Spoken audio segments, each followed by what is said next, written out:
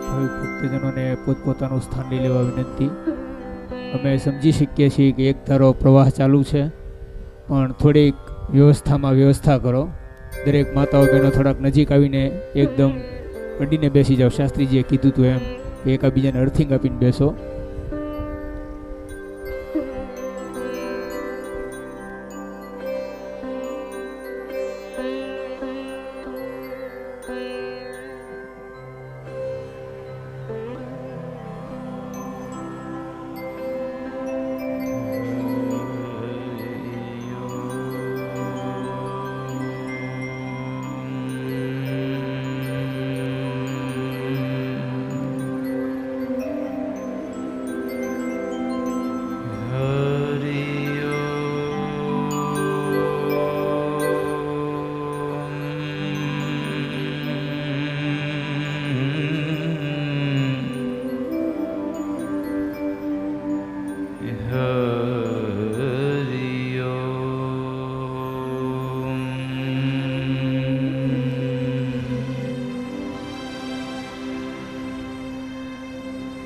स्वस्ते श्री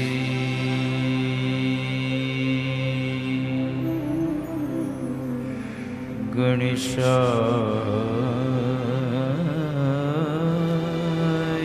नमः।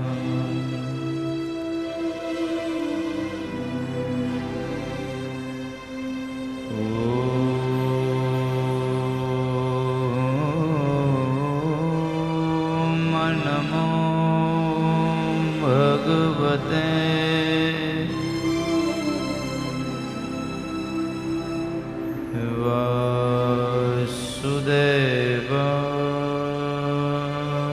वासुदेवाय नमः।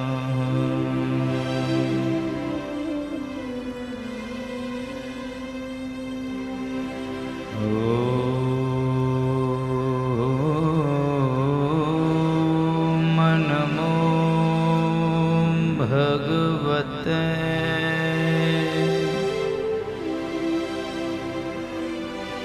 तं शरणं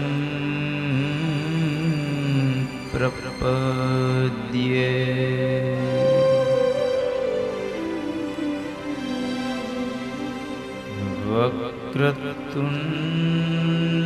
वक्रतुण्ड महाकाय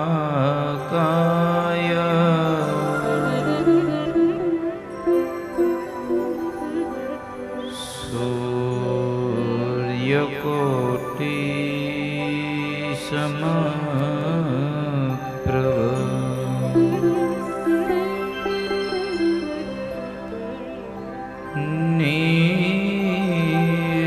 निर्विघ्नं कुरु मे देव।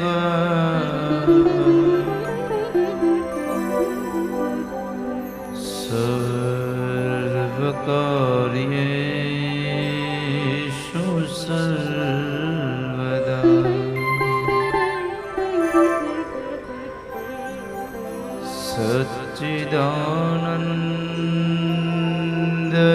सच्चिदानन्दरूपाय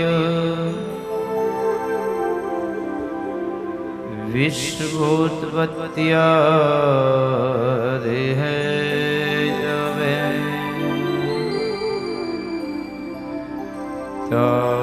तापत्रय विनाशाय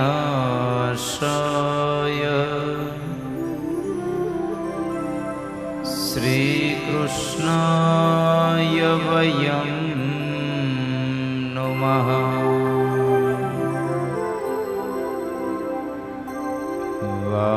वासनात् वासुदेवस्य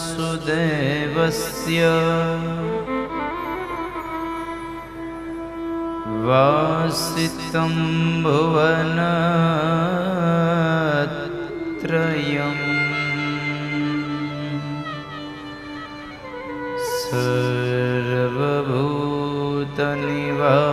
सर्वभूतनिवासोऽसि वासुदेव नमोऽस्तुते।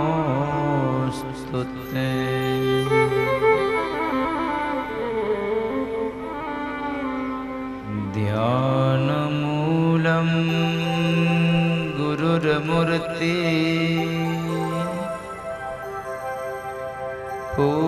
पूजामूलं गुरुर्पदम्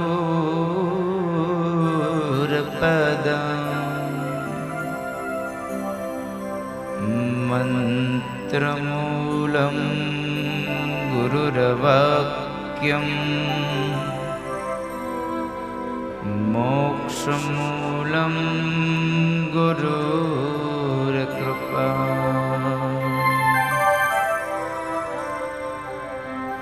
आइए हनुमंत बिराजिए कथा कहूँ मति अनुसार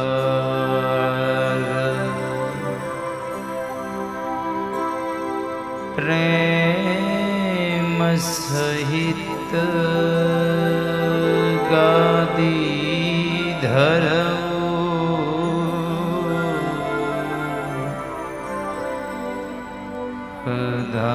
धारिये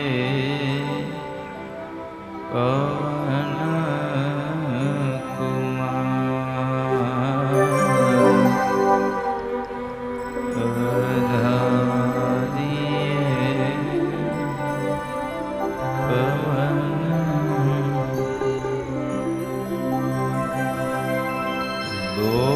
श्री भागवत भगवान की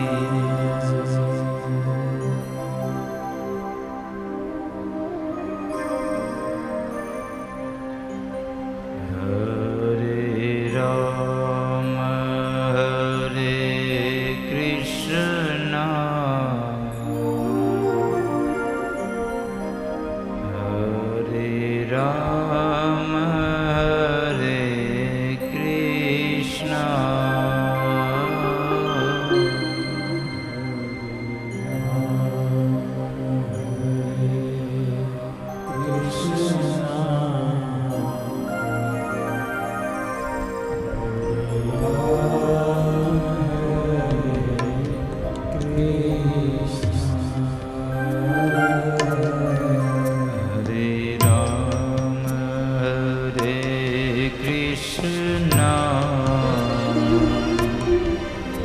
हरे राम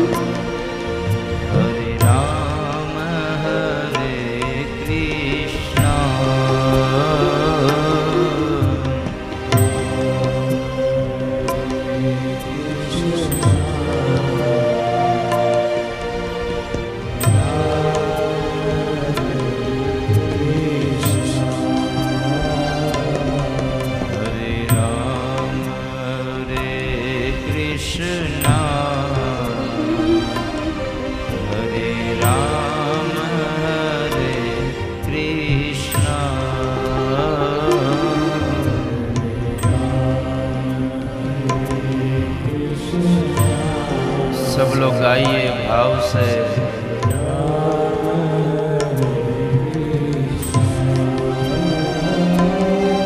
हरे राम हरे कृष्णा हरे राम हरे कृष्णा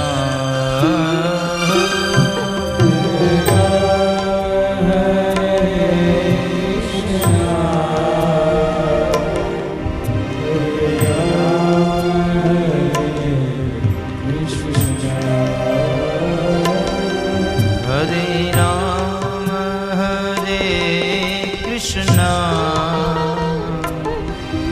हरे राम हरे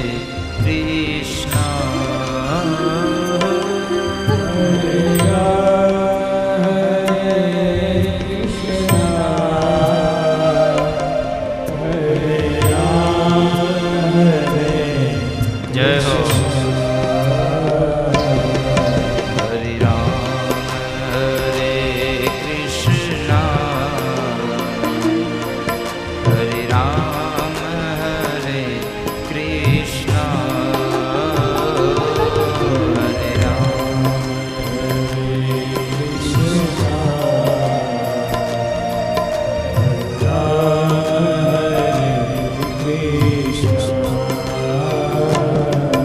हरे राम हरे कृष्णा हरे राम हरे कृष्णा हरे राम हरे कृष्णा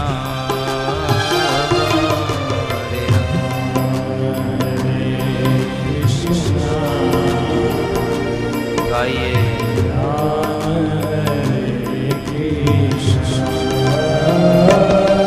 हरे राम हरे कृष्णा हरे राम हरे कृष्णा हरे राम हरे कृष्णा हरे राम हरे कृष्णा हरे राम हरे कृष्णा हरे राम हरे कृष्णा हरे राम हरे कृष्णा जय हो। हरे राम हरे कृष्णा हरे राम हरे कृष्णा हरे राम हरे कृष्णा हरे राम हरे कृष्णा हरे राम हरे कृष्णा हरे राम हरे कृष्णा हरे राम हरे कृष्णा हरे राम हरे कृष्णा हरे राम हरे कृष्णा हरे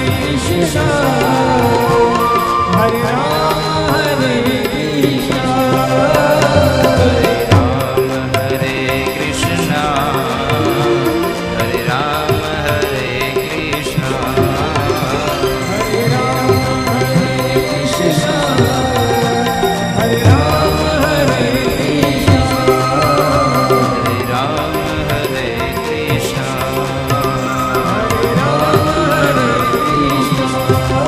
हरे राम हरे कृष्णा हरे राम हरे कृष्णा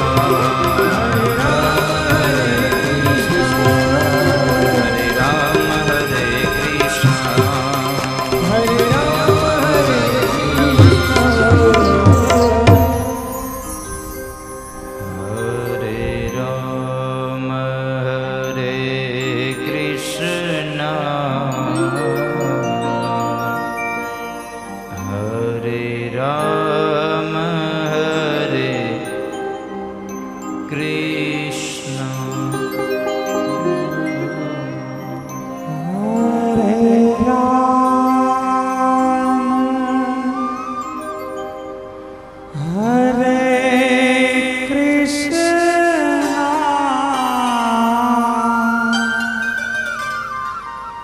हरे राम हरे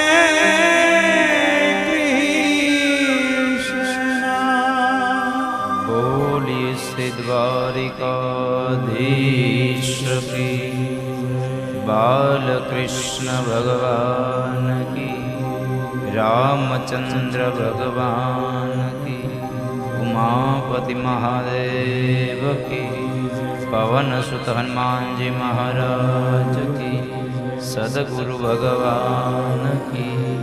प्रेम से बोलो नमः पार्वती पतये। हर हर महादेव।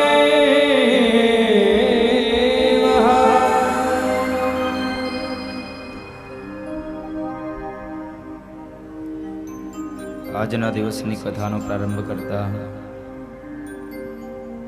ભગવાનના વાંગમય સ્વરૂપ એવા ભાગવતજી મહારાજના ચરણોમાં, મારા માતા પિતા, મારા ગુરુ મહારાજ, એમના ચરણોમાં,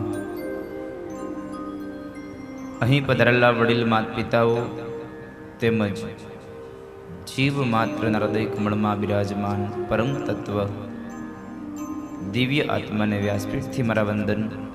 આપ સૌને મારા જય શ્રી કૃષ્ણ. રાધે રાધે.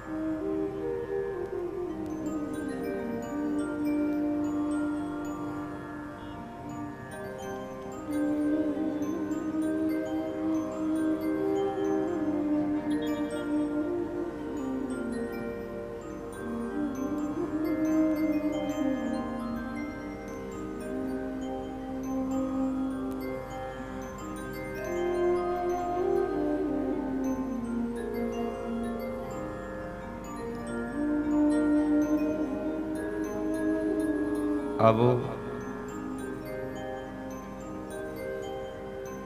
7 દિવસીય શ્રીમદ ભાગવત સપ્તાહ જ્ઞાન યજ્ઞ મહોત્સવ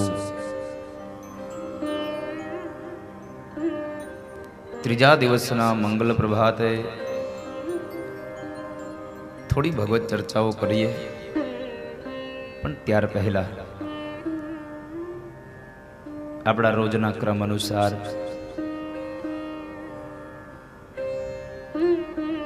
પ્રાર્થનાનું એક પુષ્પ ભગવાન શ્રી હરિના ચરણારવિંદમાં સમર્પિત કરીએ. સૌ સાથે મળીને મારા ગોવિંદની પ્રાર્થના કરીએ. આવો ભાવ સે ગાઈએ.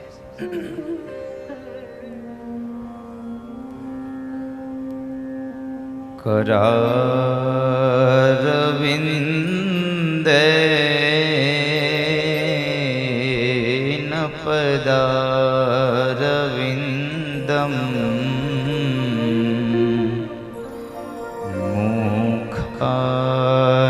मुखारविन्दे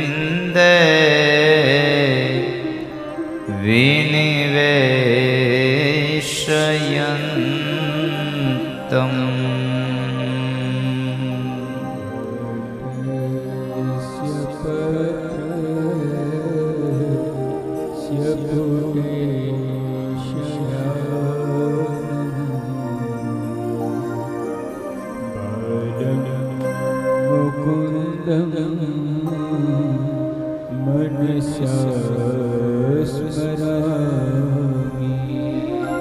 श्री कृष्ण गोविंद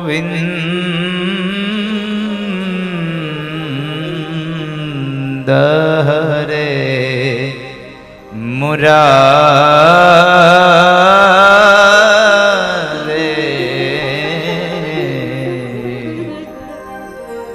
हे नाथ नारायण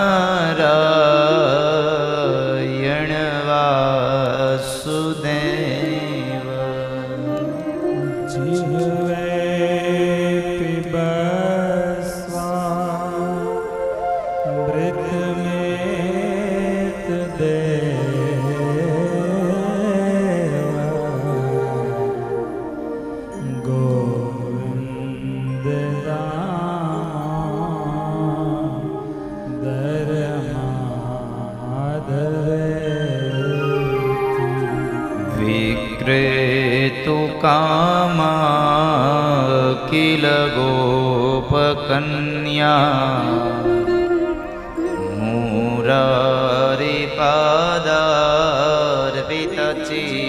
मुरारिपादार्पितचित्तवृत्ति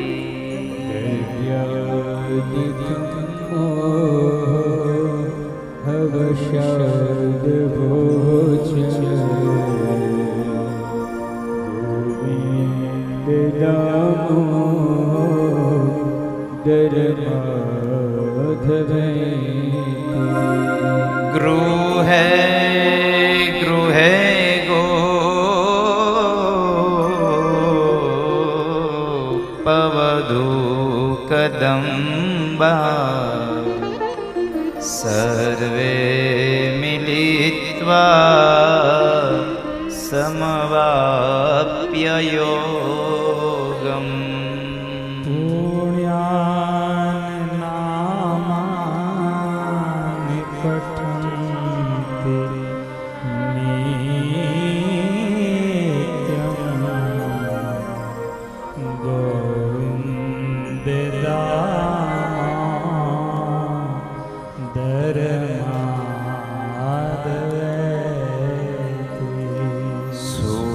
सुखं शयानां निलये निजेपि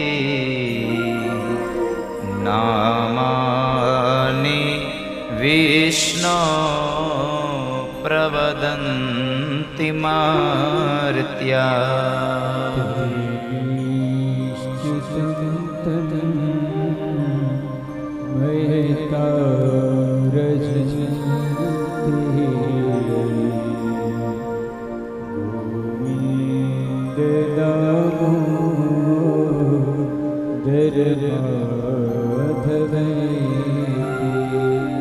जिहवे सदेवं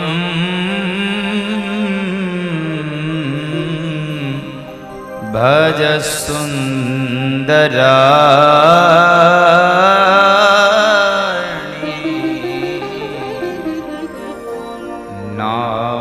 नामानि कृष्णस्य मनो हराणि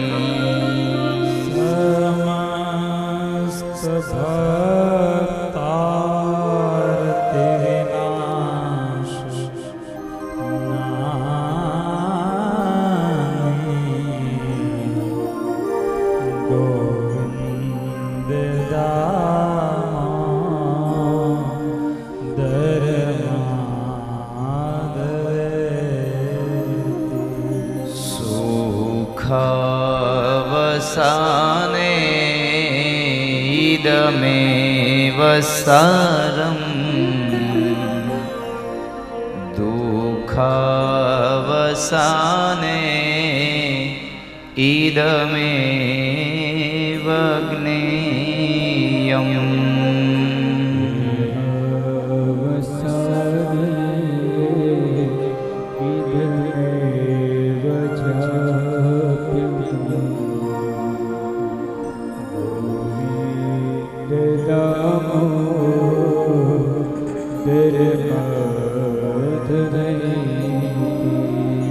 श्री कृष्ण राधा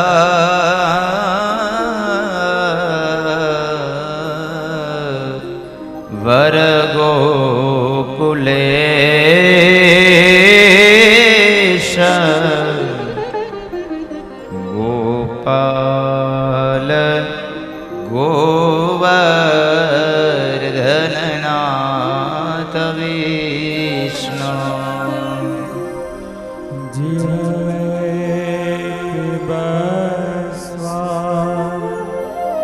मृत में तुदे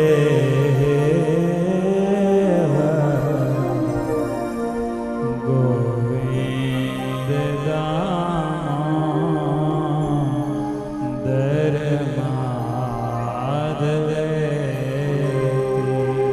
गोविंद दामोदर माधव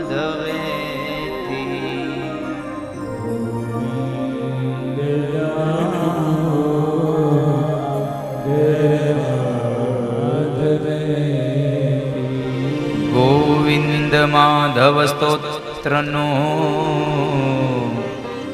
પાઠ જે પ્રેમે કરે, દામોદર દયાદાને સહેજે ગોલોક સંચરે.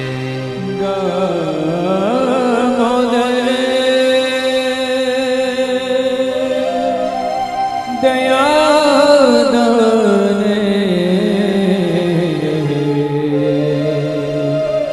સહજે ગોલોક સંચરે. સહેજે ગોલોક સંચરે. બોલીએ શ્રી બાલકૃષ્ણ ભગવાન કી જય.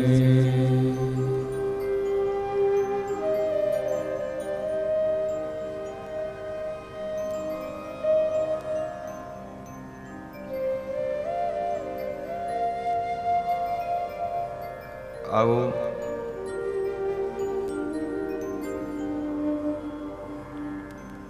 મોરબી ગામના આંગણે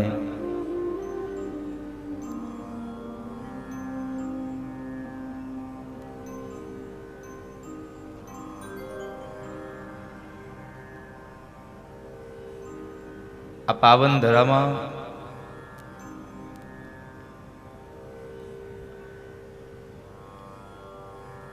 વરસડા પરિવાર દ્વારા આયોજિત 7 દિવસીય શ્રીમદ ભાગવત સપ્તાહ જ્ઞાન યજ્ઞ મહોત્સવ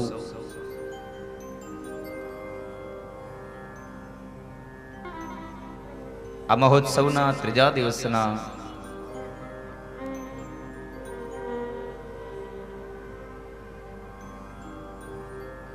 મંગલ પ્રભાતે ઉપસ્થિત રહેલા દરેક વડીલો, માતાઓ, મહેમાન શ્રીઓ,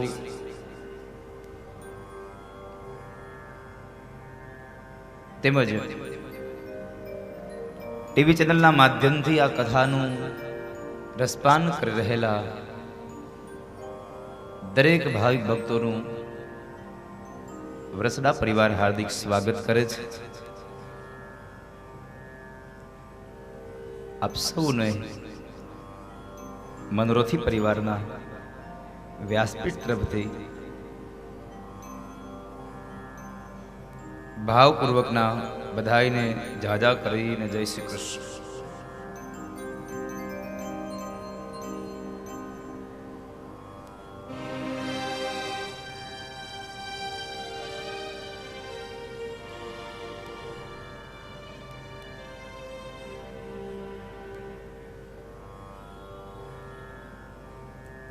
દિવ્ય મહામહોત્સવ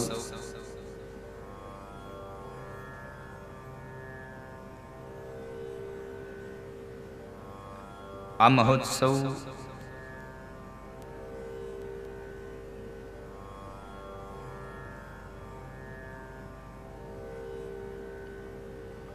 એક શબ્દ વપરાયો હતો કે અમારા પિતૃઓના મોક્ષાર્થે. કનુભાઈ સાથે મને વાત થઈ એટલે મને કહે છે કે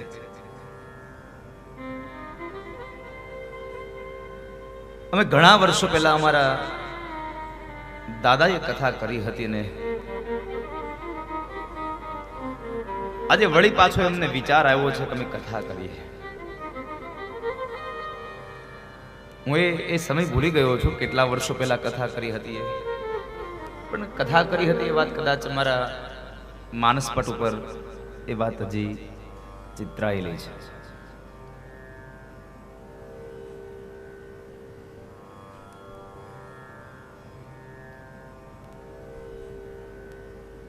અત્યંત પુણ્યશાળી આ પરિવાર.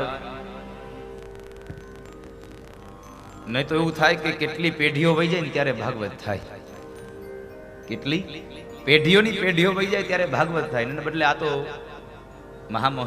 મંગલ મહોત્સવ આપના આંગણે આટલો જલ્દી પધાર્યો એટલે ભગવાનની આપ ઉપર સૌ પ્રથમ કહું તો ભગવાનની આપની ઉપર ખૂબ પ્રસન્નતા છે, માટે ભગવાન તમારા આંગણે વારંવાર પધાર્યા છે.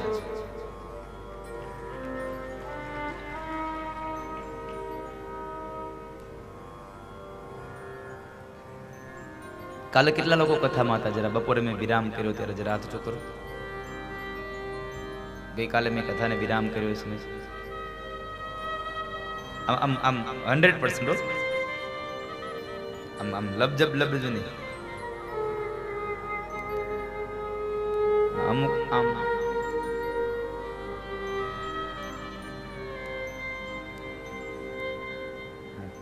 હતા નહોતા, હતા નહોતા. એટલે એમાં એનો એનો એનો વાક નથી, એ સાચું જ કહે છે કે શરીરથી એમાં અહીંયા હતા પણ મનથી અહીંયા નહોતા. એમ એ સત્ય જ બોલે છે, એમાં તમે જરાય જૂઠા નથી. પણ જેટલા લોકો મનથી અહીંયા બેઠા હતા એટલા કેટલા? ચાલો હાથ જો કરો. મારી કથા ગઈકાલે સાંભળી હોય, ઓહ ઘણા બધા.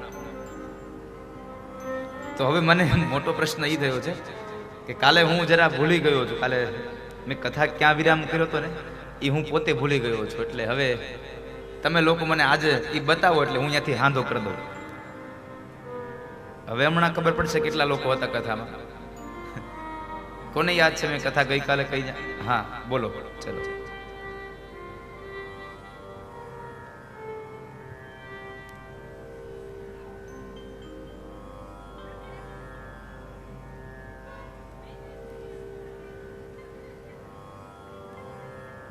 મૈત્રેય મુનિના આશ્રમે.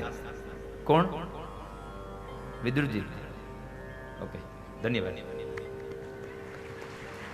ખુશ રહો, ખુશ રહો. આવો જીતુભાઈ. થાયકા નથી? આખી રાત તમે અહીંયા તડિંગ બાંગ કર્યું ને?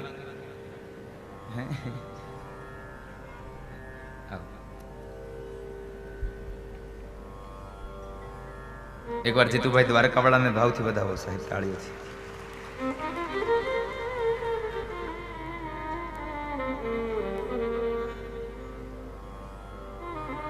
આ ઉંમરે આખી રાત ડાયરા કરીને હવારમાં પાછા કથામાં આવ્યા. લ્યો,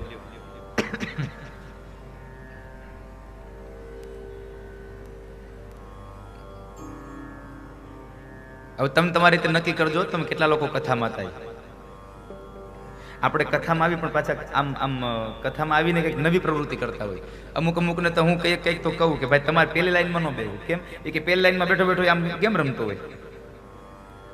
તું કથામાં આવ્યો છો કે કેમ રમવા આવ્યો છે?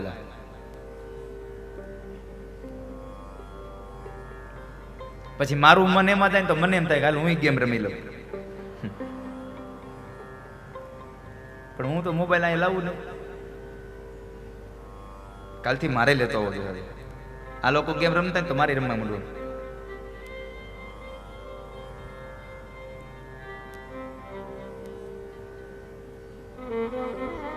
આજ તો મોટી વ્યથા છે સાહેબ. આપણે કથામાં હોઈએ પણ કથા આપણામાં નથી હોતી. 3 કલાક આપણે બેઠા હોઈએ કથામાં, પણ કથા આપણામાં નથી બેસતી હોતી સાહેબ. 3 કલાકમાં હું તો આ 7 દિવસની કથામાં જરૂરથી કહું છું કે તમે 3 કલાક કથામાં આવો. 3 કલાકની કથા તમારા મનમાં ન બેસે તો કઈ નહીં, પણ 3 ક્ષણની કથા જો તમારામાં બેસી જાય ને તો પણ તમારો આ મળેલો ભવસાગર પાર થઈ જાય સાહેબ. 3 ક્ષણની કથા તમને જો તમારા અંદર ઉતરી જાય, કારણ એક શબ્દ માત્ર માણસનું આખું જીવન પરિવર્તિત કરી નાખે છે.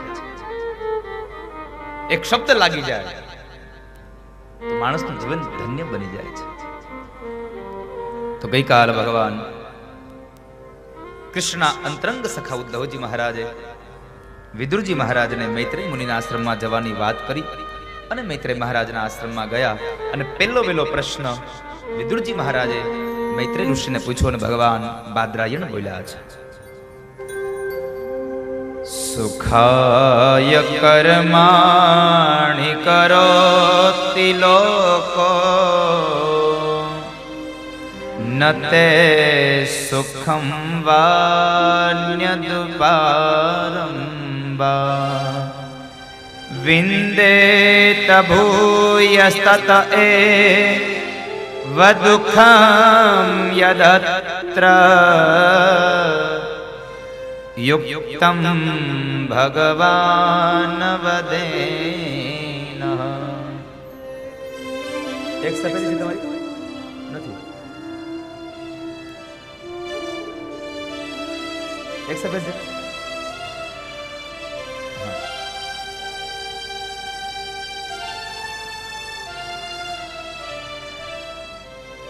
વિદુરજી મહારાજ પ્રશ્ન કરે, સુખાય કર્માણિ કરોતિ લોકો.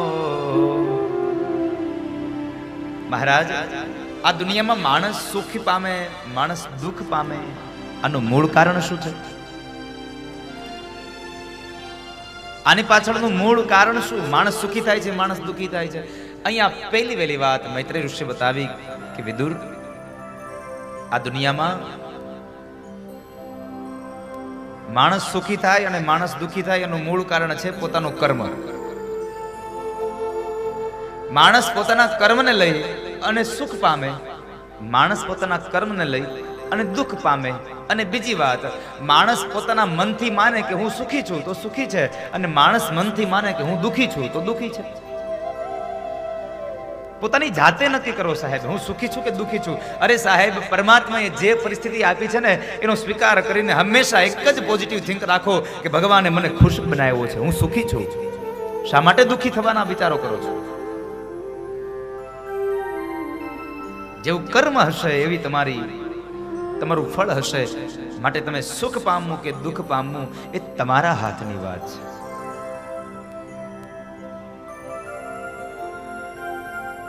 અને આમ પણ ભગવાન કૃષ્ણ સ્વયં ગીતાજીમાં બોલ્યા છે. સ્વયં ભગવાન કૃષ્ણ શ્રીમદ ભગવદ ગીતામાં બોલ્યા છે.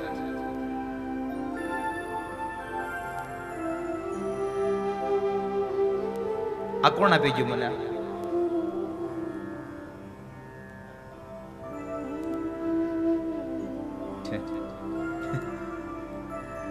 બહુ સારું કર્યું. લ્યો, તમે કેટલા ભાગ્યશાળી છો ખબર છે? તમને કથા મંડપમાં અંદર બેહવાનો અવસર મળ્યો. બહાર બધા એમને ટીવીમાં જોવે છે. ન્યાય પૂરું થઈ ગયું. એકવાર તાળીઓથી વધાવો વરસદા પરિવારને. કેટલો ભાવ હશે ત્યારે આટલું મોટું ગ્રાઉન્ડ પેક થઈ ગયું છે. વિનુભાઈ, ઓલો વાઈફાઈ વાળો કેમેરો છે ને એ બહાર લઈ જાજો, એટલે અમને ખબર પડે અહીંયા બહાર હું છે. હો ને? બીજું કઈ નહીં, આ તો ઘરે બેહીને કથા કરતો ને એવી કથા કરવા મજા આવે. આ ઓલી પેલી નવ કથાનો થાક અહીંયા ઉતરવાનો છે, 100% છે.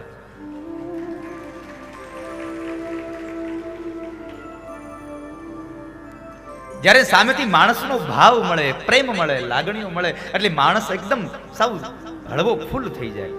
હવે તમારી હામાં જો આમ મોઢા આમ મને આમ થાય કે કથા કરવી ઘેરવી જાઉં.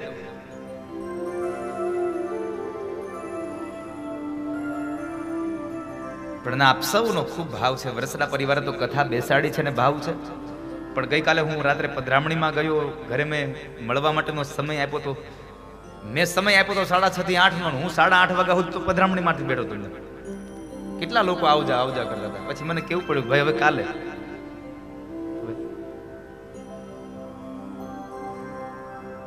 પધરામણીમાં ગયો તો ત્યાં લોકો શેરીઓમાં બેઠા હતા, એ ઊભા થઈ ગયા.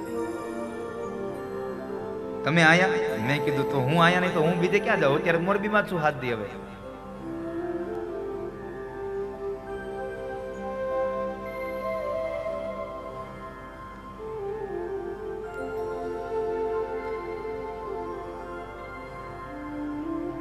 મને એવું લાગે છે કે તમારા બધાનો પ્રેમ એટલો બધો વધી ગયો છે ને, તો મારે લગભગ આ ઉનાળામાં પાછું મોરબીમાં આવવું પડશે કે કથા કરવા, એવું લાગે છે.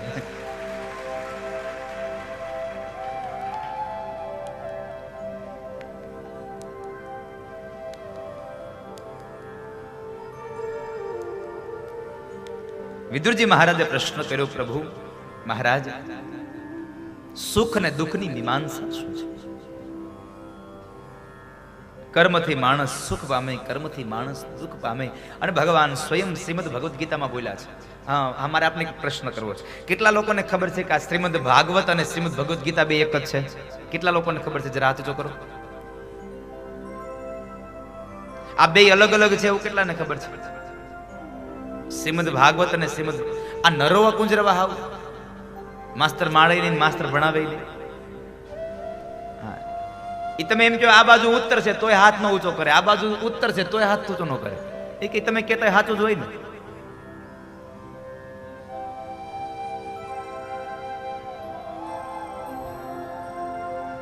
ફરીવાર પ્રશ્ન કરું, કેટલા લોકોને ખબર છે કે આ શ્રીમદ ભગવદ ગીતા અને શ્રીમદ ભાગવત આ બે એક જ છે?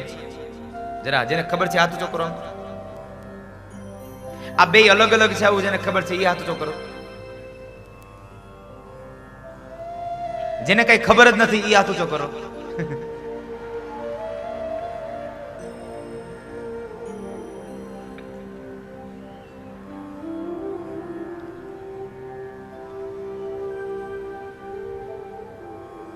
હમણાં જેતુભાઈ મારે એક કથા હતી, આની પહેલાની સમજો ને કે આની પહેલાની ચોથી કથા. એટલે એક ભાઈ ત્યાં આવ્યા મહેમાન તરીકે, એટલે એને બોલવાનો બહુ આમ ઢઢો મારી દે વધારે પડતો. માઇક મળે એટલે હું તો મૂકું નહીં એમ, એને બહુ ઢઢો. તો એને ચિઠ્ઠી લખી મારે થોડુંક બોલવું છે. મેં કીધું હાલો ભાઈ આને દઉં માઇક 2 મિનિટ. નકર મારો નિયમ છે કે હું વ્યાસપીઠે આવી જાઉં પછી હવે બંધ થઈ ગયું બધું, અત્યાર સુધી બધું હાલતું હતું. એટલે એને માઇક આપ્યો અમારે ગિરીશભાઈ કે દાદા દ્યો ને, કે ભલે બોલતા. દ્યો.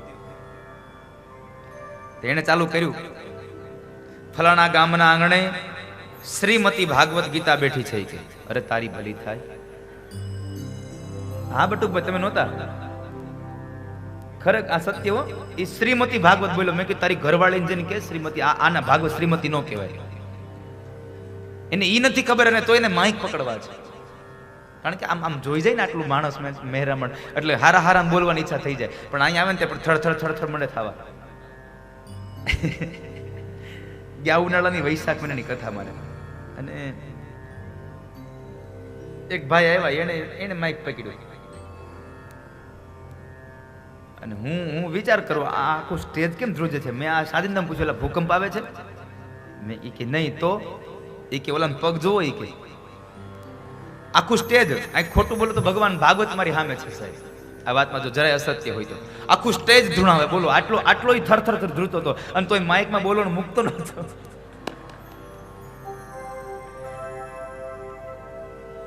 બહુ અઘરું છે અહીંયા આવીને બોલવું. કારણ અહીંયા આવીને પછી તમારા મન ઉપર એટલો તમારે ભાર મૂકવો પડે ને કે તમારે બોલવું શું તો બરાબર છે, પણ ન બોલવાનો શબ્દ ન બોલાઈ જાય ને એના માટે તમારા મગજને બહુ કસવો પડે છે સાહેબ અહીંયાથી. ને તો સમાજ ફેંકી દે, હમણાં આ સ્ટેજમાંથી નીચે ઉતારી દે.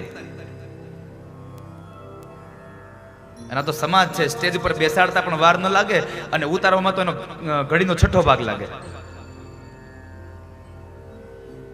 ભાવાવેશમાં કંઈ બોલાવવું ન જોઈએ. કોઈના દિલને, કોઈના આત્માને દુઃખ થાય આવો શબ્દ પણ અહીંયાથી ન નીકળવો જોઈએ. ભારતીય સંસ્કૃતિની ગરિમાઓને કોઈ જાતનો લાંછન લાગે, આ વ્યાસપીઠની મર્યાદા તૂટે, એવું વર્તન અહીંયાથી ન થવું જોઈએ સાહેબ. એવું વાક્ય અહીંયાથી ન નીકળવું જોઈએ. આ બધું ધ્યાન રાખવા માટે મગજ ઉપર એટલો ભાર હોય ને કે બપોરે ઘરે જઈને તે જેમાં ભેગી ઊંઘ આવી જાય. ક્યારેક તો જમવાનું બાર હોય, આ લોકો આવ્યા હોય તો હું તો એમને સૂઈ ગયો, કારણ કે આ 4 કલાક બોલવાનો થાક લાગે છે.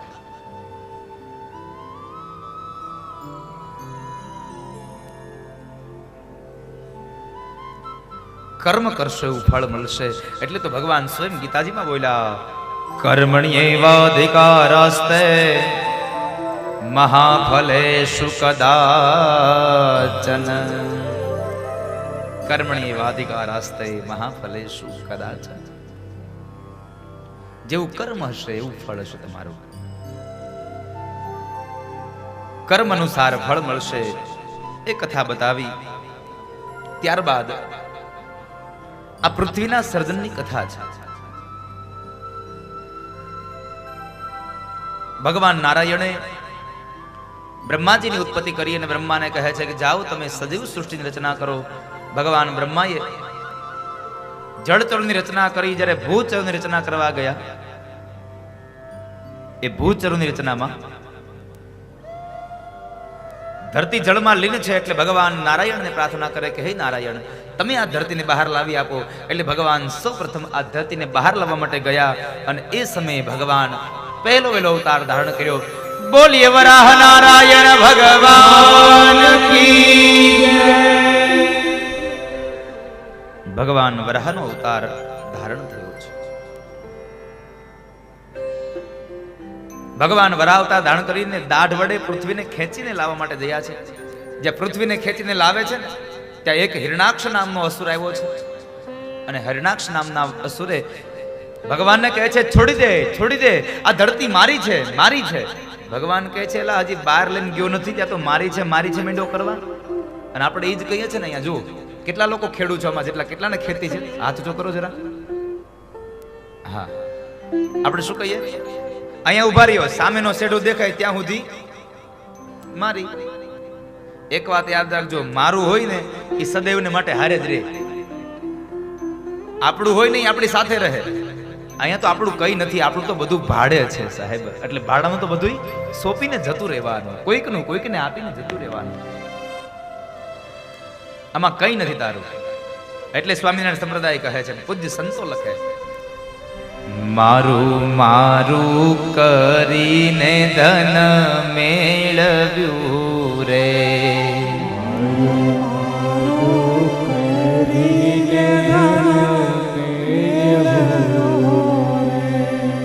એ મારું કરીને ધન મેળવ્યું રે,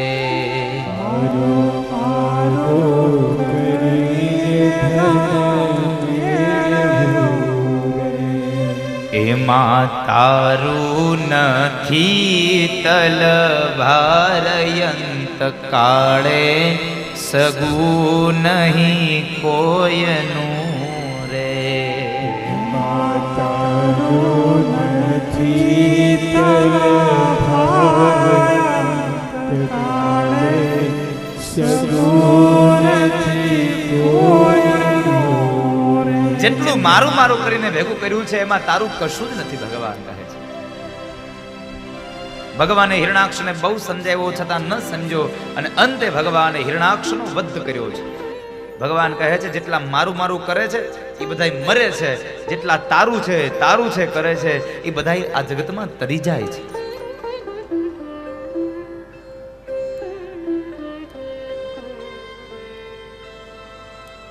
એ બધા લોકો તરે છે. આ થોડો ઇન્સ્ટ્રુમેન્ટ મને વધારે સંભળાય છે, થોડો ધીમા કરતો બહુ વધારે સંભળાય છે. સિતાર બહુ સંભળાય છે.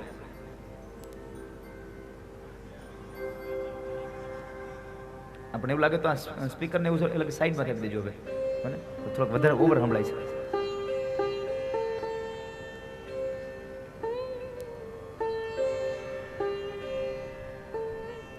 ભગવાન કહે છે જે મારું કરે છે બધા લોકો મરે છે, અને જે લોકો તારું કરે છે બધા લોકો તરી જાય છે. ભગવાને હિરણાક્ષને સમજાવ્યો પણ ન સમજો અને અંતે ભગવાને હિરણાક્ષને માર્યો.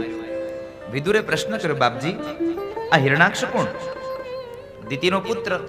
અરે બાપજી, દિતિ તો દેવોની માતા છે, છતાં પણ એ અસુરોની માતા શા માટે બન્યા?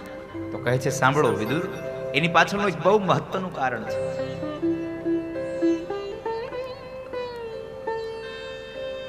સંધ્યાના સમય એક વખતના સમય બરાબર દિતિ અને કશ્યપ બેવ આશ્રમમાં બેઠા છે અને એ સંધ્યાનો કાળ હતો. એટલે સંધ્યાના કાળે દિતિના મનની અંદર કામ પ્રવેશ કર્યો.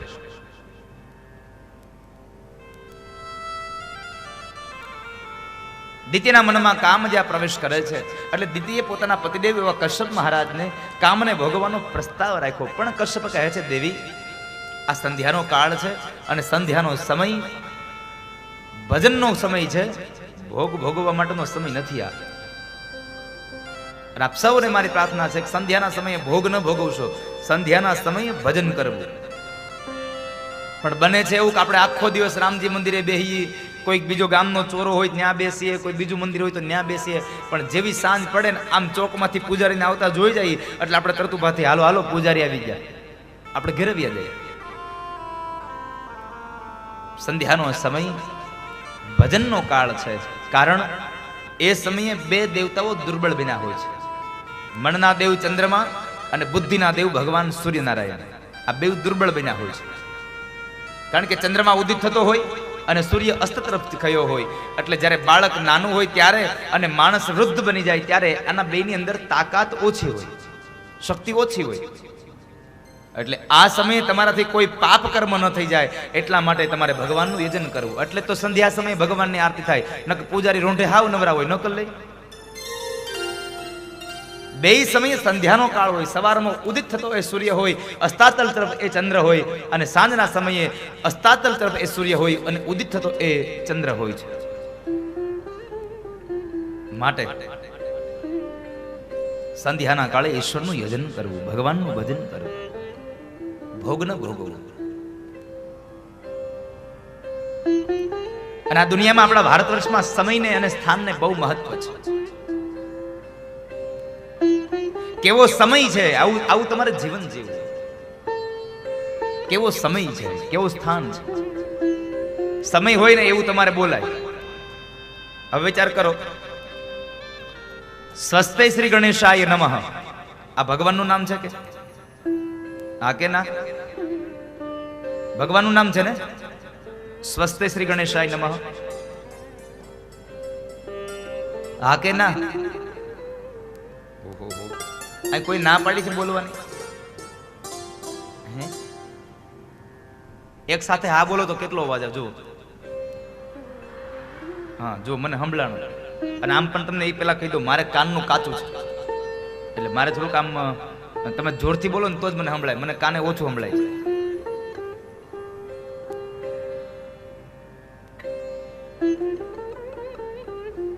સ્વસ્તે શ્રી ગણેશાય નમઃ એ પણ ભગવાનનું નામ છે. રામ બોલો ભાઈ રામ. આ શું છે? રામ બોલો ભાઈ રામ એ ભગવાનનું નામ છે. કોઈકના છોકરાના લગ્ન હોય ત્યાં બોલાય રામ બોલો ભાઈ રામ. કોઈ ગુજરી ગયું હોય તો એની નનામીમાં બોલાય સ્વસ્તે શ્રી ગણેશાય નમઃ, સ્વસ્તે શ્રી ગણેશાય નમઃ. અરે સાહેબ, આ દુનિયામાં, આ ભારત વર્ષમાં સમયનું અને સ્થાનની બહુ મહત્વતા છે આ દુનિયામાં. માટે યોગ્ય સમયે યોગ્ય વસ્તુ જ કરવી.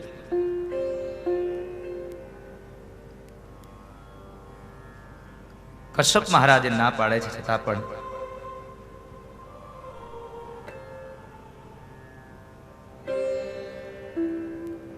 કશ્યપના સમજાવવા છતાં પણ એ દીતિ ન સમજ્યા. એને કામને ભોગવો અને એની અંદર 4 દોષ લાગ્યા. પેલી વાત સમયનો દોષ લાગ્યો. બીજી વાત પોતાના પતિની આજ્ઞાનું ઉલ્લંઘન કર્યું. ત્રીજી વાત મન ઉપરનો સંયમ ગુમાવ્યો. અને ચોથી વાત સંધ્યાનો સમય હતો એટલે સંધ્યાના સમયે ભગવાન શિવ અને ભવાની વિચરણ કરવા નીકળે એટલે શિવ અને ભવાનીનો પણ અપરાધ થયો. આ 4 દોષને લઈ અને દેવોની માતા દીતિ આજે દૈત્યોની માતા બન્યા છે. એના ઉદરની અંદર 2 બાળકો આવ્યા, અસુર્યોનીના હતા, હિરણાક્ષ અને હિરણ્યકશ્યપુ. વળી વિદુરે પ્રશ્ન કર્યો, બાપજી આ હિરણાક્ષ અને હિરણ્યકશ્યપુ કોણ? તો કહે છે ભગવાન નારાયણના દ્વારપાળ જય અને વિજય. અરે ભગવાનના દ્વારપાળ અને એ અસુર બન્યા શા માટે? તો કહે છે કે જ્યારે સનત કુમારો ભગવાનના દર્શન કરવા ગયા ત્યારે સનત કુમારોને ભગવાન સુધી જતા રોક્યા એટલે એને શ્રાપ આપ્યો કે જાઓ અસુર્યોનીના થઈ અને જન્મ લેશો.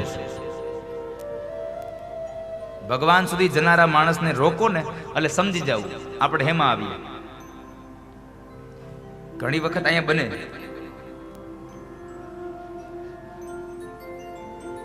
આજે અહીંયા વરસડા પરિવારે કથા બેસાડી છે અને એ કથાની અંદર કોઈક માણસો આવતા હોય ને એમાં બરાબર ચોકમાં 1-2 વ્યક્તિને ઓળખીતાને જોઈ જાય એટલે શું કે ચાલો ચાલો કથામાં જઈએ. એટલે ચોકમાં બેઠા શું કે અરે હજી તો આજ બીજો દિવસ છે, બેહો ને કાલ જાશું. અને આપણે ઘણા ખરે નક્કી કરી રાખ્યું હોય 2-3 દી કથા જામે ને પછી આપણે નંદ ઉત્સવમાં જવું છે. હમણાં તો શરૂઆતમાં તો રગડ ધગડ હોય. રગડ ધગડ તો તું હશ, અમારી કથા શું કામ રગડ ધગડ હોય?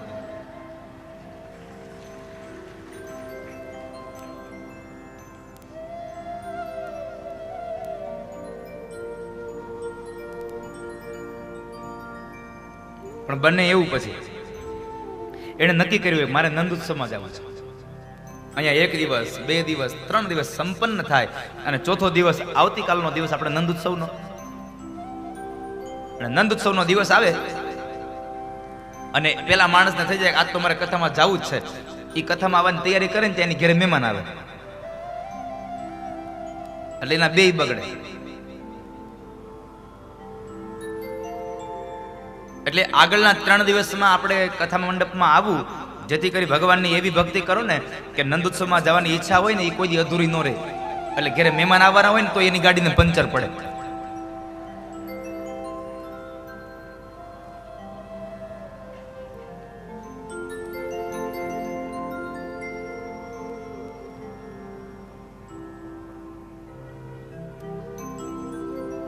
માટે સમય અને સ્થાનનું મહત્વ છે. એક અહીંયા આપણા ભારત વર્ષમાં એક પાત્રતાનું મહત્વ છે. પાત્રનું બહુ મહત્વ છે. પ્રસંગ આવ્યો છે એટલે આપણે એક વાત કહું કે પાત્ર કેટલું મહાન હોય, એ પાત્રની સાથે તમારું કેવું વર્તન હોવું જોઈએ. હવે સમજી લો, સ્વાભાવિક તમારો કોઈ મિત્ર બાળપણનો મિત્ર હોય, તમે મોટા થયા ત્યાં સુધી સાથે હોય અને પછી બે કામથી અલગ પડી જાઓ અને 3-4 વર્ષે ભેગા મળો અને 3-4 વર્ષ પછી અચાનક તમારા બેનું મિલન થાય ને, એટલે શું કરો તમે? એના ગળે મળો અને એનો વાહો થાબડીને, પીઠ થાબડીને કહી શકો, અરે ભલા માણસ, તું મને 3-4 વર્ષે મળ્યો. હે, આપણે એની પીઠ થાબડી શકીએ. પણ એ જ જગ્યાએ કોઈ મહાપુરુષ હોય, 3-4 વર્ષ પહેલા આપણને મળ્યા હોય અને પછી 3-4 વર્ષે ફરી પાછા મળે, તો એનું પીઠ થાબડીને કહી શકો? ના, એને તો વંદન કરીને કહેવું પડે, બાપજી તમે તો મને 4 વર્ષે મળ્યા. સમય એનો એ જ છે, માણસ એનો એ જ છે, સામેનું પાત્ર બદલાઈ ગયું સાહેબ. માત્ર એનું સ્થાન બદલાઈ ગયું. એટલે દુનિયામાં સ્થાનનું બહુ મહત્વ છે. ઘણા લોકો તો સાધુની આમ મહાપુરુષ કોઈ આવ્યા હોય ને તો એની બાજુમાં બેસી જાય. એક વાત યાદ રાખજો, મહાપુરુષની બાજુમાં બેસવું, એની સાથે ન બેસવું કોઈ દિવસ. એની નજીક બેસવું, એની સાથે ન બેસવું. બને ત્યાં સુધી કોઈ મહાપુરુષ આપણી ઘરે આવે તો એની સામે ક્યારેય ઊંચા આસને ન બેહવું. બને ત્યાં સુધી ધરતી પરનું આપણું આસન હોવું જોઈએ, એના પગમાં આપણું આસન હોવું જોઈએ. કારણ એ મહાપુરુષની ગરિમા છે, એનું સ્થાન છે. પણ આપણે તો એની હારે ચડી જઈએ સેટીએ. હું ઘણી વખત જાઉં પછી અમારે રાજુ ઉતારે ઓલા, એટલે તું નીચે બેસ ને, એ મારી હારે સેટીએ બેસી જાય. અમુક તો મારે ઓલા હમણાં તો આ જીતુભાઈ સેલ્ફી વાળાનો એટલો સ્ક્રેચ આવ્યો છે ને, હું બરાબર કથા પૂરી કરીને નીકળતો હોય ને તો આમ ટોળું થઈને ઉભા રહી ગયા હોય, આમ મારા ખંભે હાથ નાખીને ઉભા રહે. એટલે તું મને તો રહેવા દે, મારા ખભા ઉપર હાથ નાખીને ઉભા રહે. દાદા એક સેલ્ફી, તું ફોટો લઈ લે, પણ તું મારા ખભા ઉપર તો રહેવા દે.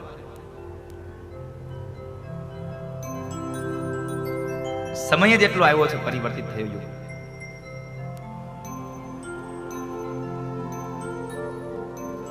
જય અને વિજયને શરદ કુમારનો શાપ મળ્યો. અસુર્યોની માં પ્રગટા છે. હિરણાક્ષ અને હિરણ્યકશ્યપ બન્યા. હિરણાક્ષનું મૃત્યુ ભગવાન વરાહના હાથે થયું. ભગવાને પૃથ્વીને લાવી શેષ નારાયણની પ્રણાવ ઉપર પ્રસ્થાપિત કરી. આ સજીવ સૃષ્ટિની રચના થવા લાગી. માનસપુત્રની રચના થઈ. કોઈએ સંસાર ન સ્વીકાર્યો ત્યારે બ્રહ્માજીએ એક સ્ત્રી અને એક પુરુષનું જોડલું ઉત્પન્ન કર્યું, મનુ મહારાજ અને શત્રુપા રાણી. એણે દિવ્ય દાંપત્ય જીવન ચલાવ્યું અને એના સંસારની અંદર 3 દીકરીઓ થઈ, 2 દીકરાઓ થયા. દેવહૂતિ, આકૃતિ અને પ્રસૂતિ, આ 3 દીકરીઓ થઈ અને 2 દીકરાઓ થયા, ઉત્તાનપાદ અને પ્રિયવ્રત રાજા. 5 સંતાનો. ધીમે ધીમે સમય આગળ ગયો અને એવાની અંદર એક વખતના સમયે બ્રહ્માજી કરદમ ઋષિને વાત કરે છે કે કરદમ, હવે તમે સંસારને ચલાવો. કરદમ ઋષિ કહે છે કે બ્રહ્માજી, હું સંસાર માંડું, મારી ના નથી, પણ મારા ઘરે બ્રહ્મ જેવો જો દીકરો થાય તો મારો સંસાર દિવ્ય બને, બાકી નકર સામાન્ય સંતાનો થાય તો એનો શું સંસાર દિવ્ય બને? માટે દીકરો સારો જન્મે ને એવી અપેક્ષા રાખવી, અને ખાલી અપેક્ષા નહીં, એ સારો બને એના માટે એને સંસ્કાર આપવા.